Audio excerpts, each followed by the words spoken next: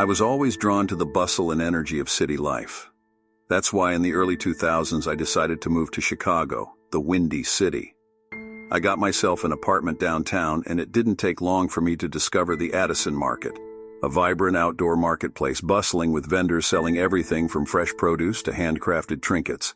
The market was always teeming with life and became my go-to place for groceries. However, one particular section of the market always seemed off. A handful of stalls at the far end were never occupied, a stark contrast to the thriving market scene.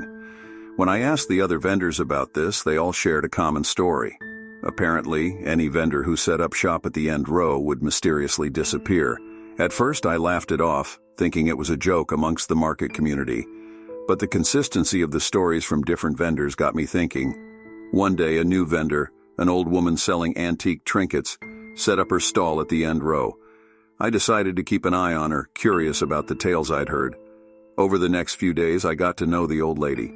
She was kind-hearted and had a remarkable collection of antiques. On one of my visits, she showed me a peculiar pocket watch. It was beautifully crafted with an unusual symbol inscribed on the back. She claimed it could manipulate time. The following day, I returned to find the old woman's stall empty. Her belongings, including her antique collection, were all there, but she was nowhere to be found. I asked the other vendors, but no one had any idea where she'd gone. Just like the stories, she had disappeared. The authorities were notified, but their search turned up nothing. With no leads and no trace of the woman, her stall was eventually packed up. The only thing missing was the peculiar pocket watch she had shown me. Even after years, the mystery of the vanishing vendors of Addison Market remained unsolved. The market continued to thrive, but the end row of stalls was left untouched.